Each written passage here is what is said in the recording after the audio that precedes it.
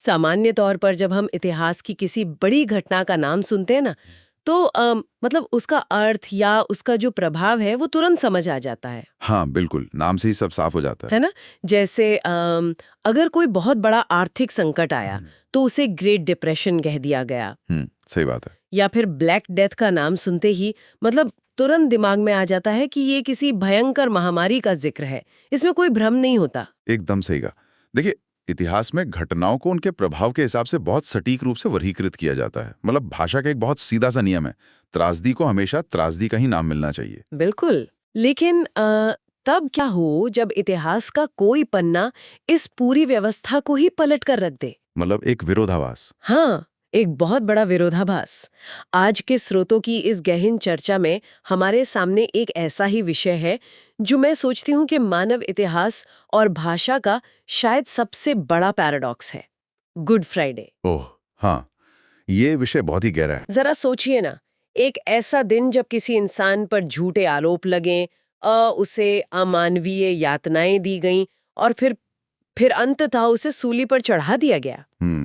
एक भयानक त्रासदी। वही तो, एक मृत्यु, एक इतनी भयानक पीड़ा और एक गहरे शोक के दिन को इतिहास में गुड या शुभ का नाम कैसे मिल सकता है? ये तो बिल्कुल विपरीत बात हो गई। हाँ, मतलब ये तो किसी क्रूर हत्याकांड को एक बहुत ही सकारात्मक नाम देने जैसा लगता है ना? बिल्कुल।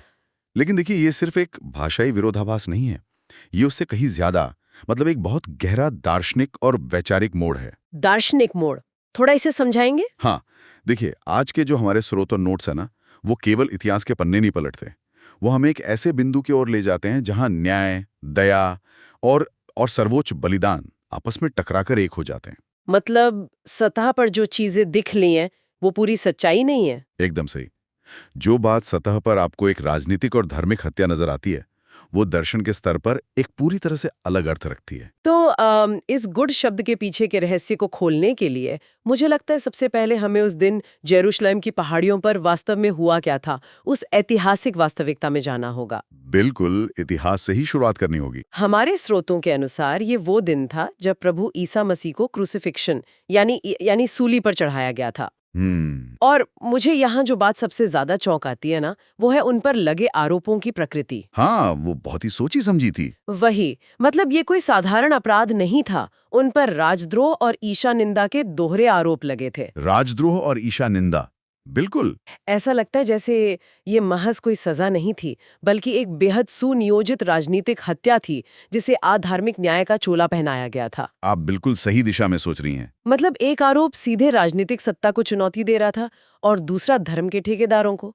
क्या मैं सही समझ रही हूँ? बिल्कुल 100% सही। ये बहुत ही अचूक और खतरनाक रणनीति थी। मतलब राजद्रोह का आरोप लगाकर रोमन साम्राज्य को यह स्पष्ट संदेश दिया गया कि ये व्यक्ति राज्य की स्थिरता के लिए खतरा है। हाँ, ताकि सत्ता उनके खिलाफ हो जाए। वहीं दूसरी तरफ ईशनिंदा का आरोप लगाकर आम जनता और धार्मिक नेताओं के मन में ये बात बैठा दी गई कि ये ईश्वर का विरोधी है। ओ, मतलब दोनों तरफ से रास्ते बंद कर दिए गए। सही कहा। इस दोहरी मार का सीधा सा उद्देश्य यही था कि ईसा मसीह के लिए किसी भी तरह की संभावित सहानुभूति को जड़ से खत्म कर दिया जाए। बाप रे। हाँ, ये कोई अचानक हुई घटना नहीं थी, बल्कि एक बहुत ही ठंडे दिमाग से रची गई व्यवस्था थी। मतलब सत्ता और धर्म का एक ऐसा गठजोड़ जिसका अंत एक अत्यधिक सार्वजनिक और दर्दनाक घटना में होना था। दर्दनाक शब्द भी शायद उस क्रूरता के लिए काफी नहीं है। सच में, स्रोतों में जिस शारीरिक यातना का जिक्र है ना, उसे पढ़कर रोंगटे खड़े हो जाते हैं। कोड़े मारना, फिर उपहास उड़ाने के लिए कांटों का ताज पहनाना। हाँ, उनका मजाक उड़ाने के लिए। और फिर अपने ही क्रूस को उठाकर यरूशलेम की पहाड़ियों तक ले जाने के लिए मजबूर करना। और अंततः करीब 6 घंटे की असहनीय पीड़ा। 6 घंटे तक उसी अवस्था में लटके रहना। हाँ, मतलब इंसान सोच भी नहीं सकता इस दर्द के बारे में। देखिए, रोमन साम्राज्य में क्रूसिफिक्शन केवल प्राण लेने का तरीका नहीं था। तो और क्या था? ये उनका सबसे बड़ा मनोवैज्ञानिक हथियार था। इसका मुख्य उद्देश्य किसी को मारना नहीं था, बल्कि जो लोग देख रहे हैं ना, जनता के बीच। हाँ, देखने वालों के मन में खौफ पैदा करना और पीड़ित को उसकी अंतिम सांस तक सार्वजनिक रूप से अपमानित करना था। एक खौफनाक मिसाल कायम करने के लिए। बिल्कुल।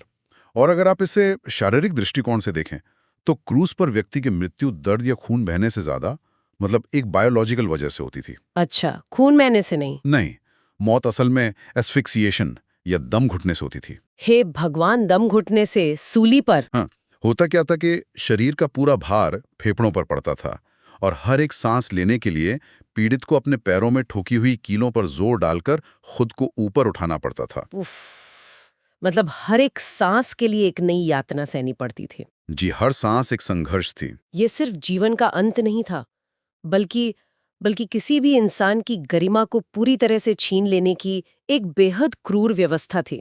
एकदम सही। गरिमा को खत्म करना ही उनका लक्ष्य था।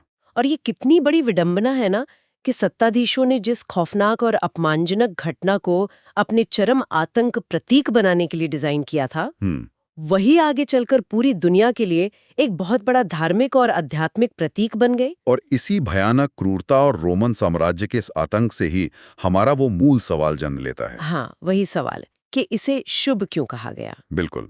इतनी अमानवीयता, इतना दर्द, फिर इसे शुभ या गुड कैसे माना गया? तो हमारे स्रोत इस विरोधाभास को सुलझाने के लिए कुछ बहुत ही दिलचस्प तर्क सामने रखते हैं।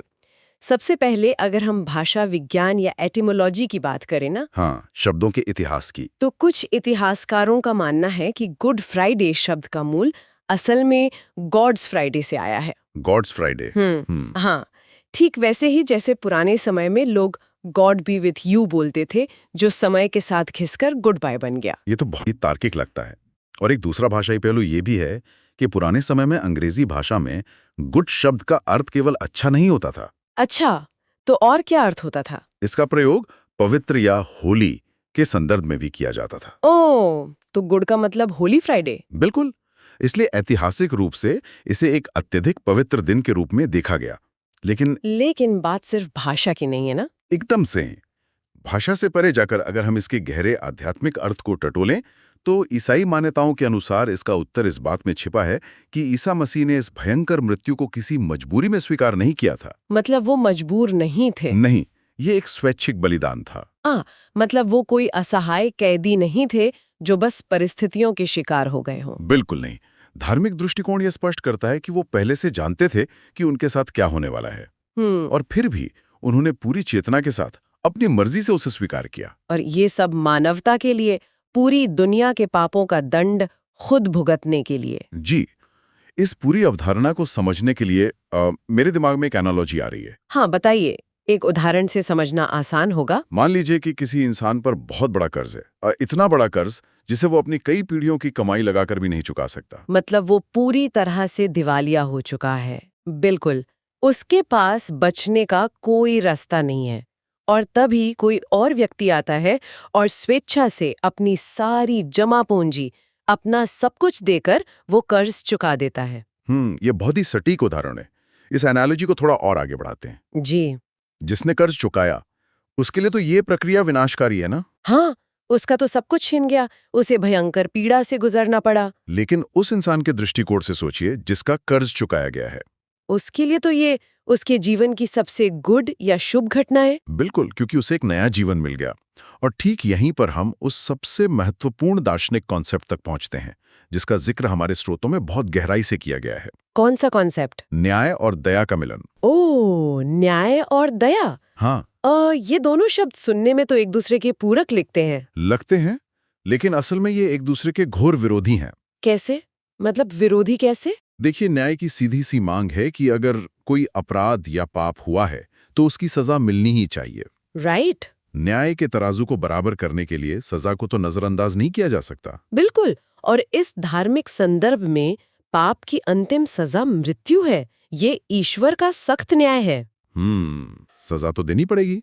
और दूसरी ओर दया है। हाँ, दूसरी ओर ईश्वर की दया ये कहती है कि इंसान को माफ किया जाना चाहिए, उसे हर हाल में बचाया जाना चाहिए। अब यहाँ तो एक बहुत बड़ा वैचारिक द्वंद्व खड़ा हो जाता है। एकदम सही। मतलब अगर न्याय का पालन किया जाए तो इंसान को सजा मिलेगी और दया का तो अंत ही हो जाएगा। बिल्कुल। और अगर बिना सजा दिए केवल दया दिखाई जाए तो न्याय का नियम टूट जाएगा। फिर ईश्वर न्याय प्रिय कैसे रहेगा? तो फिर इन दोनों परस्पर विरोधी शक्तियों का एक साथ आना कैसे संभव हुआ? ये तभी संभव था जब कोई और वो सजा अपने ऊपर ले ले। वाह। और ईसा मसीह के बलिदान ने ठीक यही किया। जी। मतलब सजा भी दी गई जिससे न्याय की शर्त पूरी हुई, और इंसान को उस सजा से बचा भी लिया गया जिससे दया साबित हुई। बिल्कुल।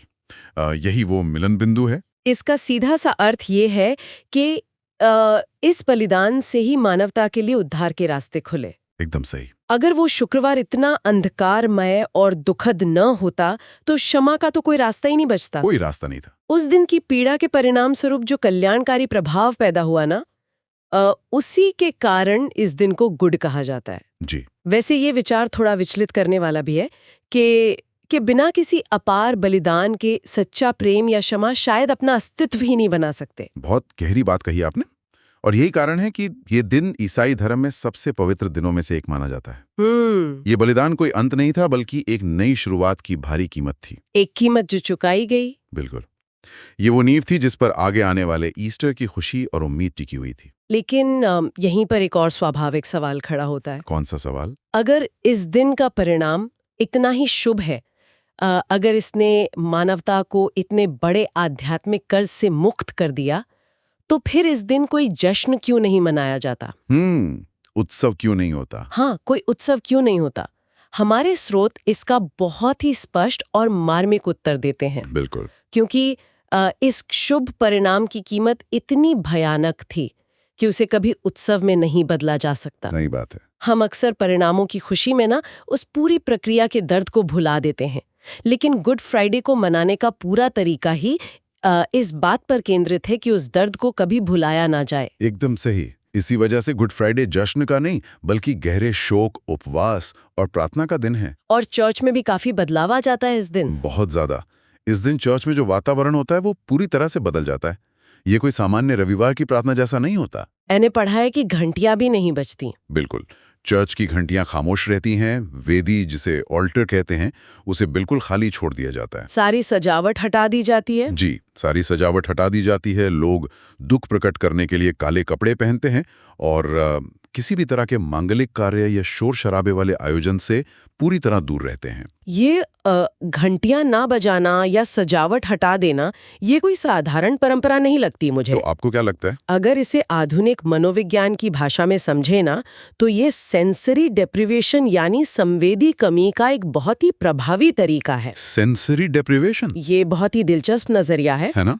मतलब जब आंखों के सामने से सुंदर और भव्य चीजों को हटा दिया जाता है, जब कानों में पड़ने वाली मधुर आवाजों को रोक दिया जाता है, तो ध्यान बाहरी दुनिया से पूरी तरह कट जाता है। ये जो सादगी है, ये ध्यान भटकाने वाली हर चीज को मिटा देती है और व्यक्ति को भीतर की ओर, मतलब आत्मनिरीक्षण के लिए मजबूर करती है। बिल्कुल। ये बाहरी शून्यता असल में आंतरिक मंथन का रास्ता खोलती है। और इस पूरे अभ्यास में जो चीज सबसे ज्यादा ध्यान खींचती है, वो है समय का महत्व। समय का महत्व? हाँ। स्रोतों के अनुसार इस दिन विशेष रूप से दोपहर 12 बजे से लेकर 3 बजे के बीच प्रार्थना सभाएं आयोजित की जाती हैं। अच्छा, 12 से 3? ऐसा क्यों? ऐसा इसलिए क्योंकि ऐतिहासिक रूप से यही वो समय सीमा मानी जाती है जब ईसा मसीह क्रूस पर भयंकर यातना सह रहे थे और अंततः उन्होंने प्राण त्यागे। ओह, ये बात तो बहुत गहराई से प्रभावित करती है ना? मतलब आधुनिक दुनिया की तेज रफ्तार और शोरगुल वाले जीवन में लोग अपनी घड़ी देखकर उस ऐतिहासिक घटना के ठीक उसी टाइम फ्रेम के साथ खुद को जोड़ते हैं। बिल्कुल, एक ठहराव लाते हैं। ये सिर्फ इतिहास की किसी घटना को याद करना नहीं है, ये आज के समय में उस पीड़ा के पलों के साथ मानसिक और शारीरिक रूप से खड़े होने का प्रयास है। एकदम सही। ये उस दर्द की गवाही देना है जिसने उन्हें नया जीवन दिया। जी, ये इंसान की उस भावना का प्रकटीकरण है कि वो उस कीमत को कभी नहीं भूलना चाहता। हालांकि देखिए, गुड फ्राइडे की ये पूरी कहानी केवल शुक्रवार के शोक और सन्नाटे पर आकर खत्म नहीं होती। हाँ, कहानी आगे भी बढ़ती है। बिल्कुल। ये एक बहुत बड़ी घटना का केवल एक हिस्सा है जिसका चरम रविवार को आता है। गुड फ्राइडे का ईस्टर से एक अटूट और बहुत गहरा संबंध है। हाँ, ऐतिहासिक और धार्मिक ग्रंथों के अनुसार शुक्रवार को सूली पर चढ़ाए जाने और मृत्यु के ठीक 3 दिन बाद, यानी रविवार को क्या हुआ? ईसा मसीह पुनर्जीवित हो गए थे।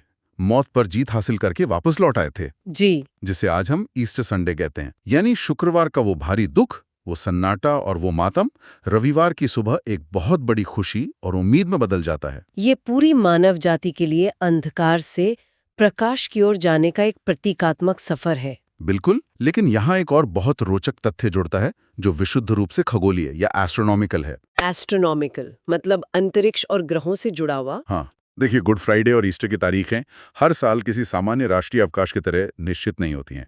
ये हर साल बदलती हैं। हाँ, मैंने भी स्रोतों में इस बात का स्पष्ट जिक्र देखा है कि ये तारीख चंद्रमा की स्थिति के आधार पर तय होती है। बिल्कुल। लेकिन ऐसा क्यों है? मतलब इसके पीछे क्या विज्ञान है? इसके पीछे एक पूरा वैज्ञानिक और ऐतिहासिक मैकेनिज्म काम करता है।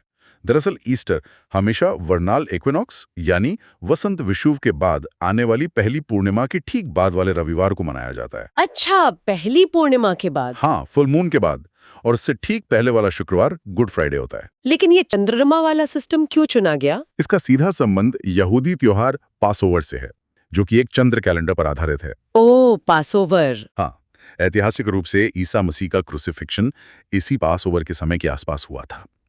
इसलिए आज भी एक ऐतिहासिक और धार्मिक घटना को याद करने के लिए खगोलीय घटनाओं यानी चांद की गति और ऋतुओं के बदलाव का सहारा लिया जाता है। ये तो बहुत ही अद्भुत है। है ना? ये इसे केवल मानव इतिहास के एक दिन से उठाकर पूरे ब्रह्मांड के चक्र के साथ जोड़ देता है। वाकई, ये प्राचीन समय गणना का एक बहुत ही खूबसूरत उदाहरण है जो आधुनिक युग में भी जीवित है। बिल्कुल। इसके अलावा अगर हम नामों के इतिहास पर नजर डालें ना, तो इस दिन को दुनिया भर में कई अन्य नामों से भी जाना जाता है। हाँ, इसके कई नाम हैं। कुछ संस्कृतियों में इसे हॉली फ्राइडे यानी पवित्र शुक्रवार कहा जाता है। जी। ग्रीक ऑर्थोडॉक्स चर्च में इसे ग्रेट फ्राइडे कहते हैं। और एक नाम और है ब्लैक फ्राइडे। हाँ, ब्लैक फ्राइडे नाम का संदर्भ तो बहुत ही स्पष्ट है। ये उस अंधकार का प्रतीक है जो उस शुक्रवार को छाया था। ये दुख, शोक और मृत्यु के रंग का प्रतीक है। लेकिन इस ब्लैक फ्राइडे नाम पे ना एक जबरदस्त विरोधाभास देखने को मिलता है मुझे। कैसा विरोधाभास? आज के आधुनिक दौर में ब्लैक फ्राइडे शब्द सुनते ही दिमाग में सबसे पहले क्या आता है? सेल्स और डिस्काउंट्स, और क्या? वही ना, शॉपिंग मॉल्स की भारी भीड़, जबरदस्त डिस्काउंट, ऑनलाइन सेल्स और नए नए गैजेट्स खरीदने की अंधी दौड़। एकदम सही कह रही हैं आप। लेकिन अगर हम इसके ऐतिहासिक और धार्मिक अर्थ को देखें तो ये पूरी तरह से विपरीत ध्रुव पर खड़ा है। बिल्कुल उल्टा। एक तरफ गहरे शोक का दिन, उपवास का दिन, चरम सादगी का दिन, और दूसरी तरफ ये बहुत ही अजीब है कि कैसे समय के साथ शब्दों के मायने पूरी तरह बदल जाते हैं। भाषा और संस्कृति का एवोल्यूशन है ये। हाँ, मतलब एक ही शब्द का इस्तेमाल एक जगह सबसे बड़े वैराग्य और त्याग के लिए हो रहा है और दूसरी जगह सबसे बड़े उपभोक्तावाद यानी कंज्यूमरिज्म के लिए। ये मानव समाज के विकास या शायद कहें कि हमारी प्राथमिकताओं में आए बदलाव का एक बहुत बड़ा उदाहरण है। लेकिन जिन लोगों के लिए ये दिन आस्था का केंद्र है ना, उनके लिए इसका अर्थ आज भी वही है। ये दिन किसी नाम या किसी शब्द तक सीमित नहीं है, बल्कि इसके पीछे छुपे हुए उस विचार तक सीमित है जिसने मानव इतिहास को एक नई दिशा दी। सही कहा। अगर हम आज के इन सभी स्रोतों और इस गहन चर्चा का सार निकालें ना, तो तस्वीर बहुत साफ हो जाती है। बिल्कुल स्पष्ट हो जाती है। गुड फ्राइडे केवल एक ऐतिहासिक घटना या किसी एक विशेष समुदाय तक सीमित नहीं है। जी। ये निस्वार्थ प्रेम, क्षमा और मानवता के लिए किए गए सबसे महान बलिदान का एक सार्वभौमिक प्रतीक है। एकदम। ये हमें सिखाता है कि कैसे न्याय और दया एक साथ अस्तित्व में रह सकते हैं और सच्चा प्रेम बिना किसी भारी कीमत चुकाए अधूरा है। बहुत खूब। मतलब जब कोई दूसरों के उद्धार के लिए खुद को पूरी तरह मिटा देने का विकल्प चुनता है ना, तो वो हार नहीं होती। बिल्कुल नहीं। वो इतिहास की सबसे बड़ी जीत बन जाती है, जिसकी गूंज शताब्दियों बाद भी उसी तीव्रता से महसूस की जा सकती है। और यही बात आज के विषय के विश्लेषण को एक ऐसे मोड़ पर लाकर खड़ी करती है जो गहराई से आत्ममंथन करने पर मजबूर करता है। आज हमने न्याय, सजा और सर्वोच्च बलिदान के उस विरोधाभास को समझा, जहां गुड फ्राइडे का पूरा आधार ये है कि किसी ने दूसरों की गलतियों की सजा खुद पर ले ली और उन्हें पूरी तरह क्षमा कर दिया। जी। अब जरा इसे आज के आधुनिक समाज के संदर्भ में देखा जाए। आज के समय में? हाँ, आज की इस बेहद आक्रामक और हाइपर रिएक्टिव दुनिया में, जहां हर इंसान बस तुरंत प्रतिक्रिया देने और बदला लेने के लिए तैयार बैठा है। बिल्कुल, किसी के पास धैर्य ही नहीं है। जहां खुद को सही साबित करना और पलटवार करना ही ताकत का असली पैमाना मान लिया गया है, वहां ये विचार क्या मायने रखता है? ये बहुत ही प्रासंगिक सवाल है। क्या बिना शर्त क्षमा कर देना और बिना कोई पलटवार किए दूसरों की पीड़ा को सह लेना वास्तव में शक्ति का सबसे चरम, सबसे दुर्लभ और सबसे शुद्ध रूप नहीं है? क्या निस्वार्थ प्रेम की ये अवधारणा आज के इस शोरगुल वाले और विभाजित समाज में एक सबसे बड़ा क्रांतिकारी विचार नहीं है? बिल्कुल है। ये एक ऐसा सवाल है जो केवल इतिहास के पन्नों तक सीमित नहीं है, बल्कि आज के समाज को और हम सभी को गहराई से सोचने पर मजबूर कर देता है।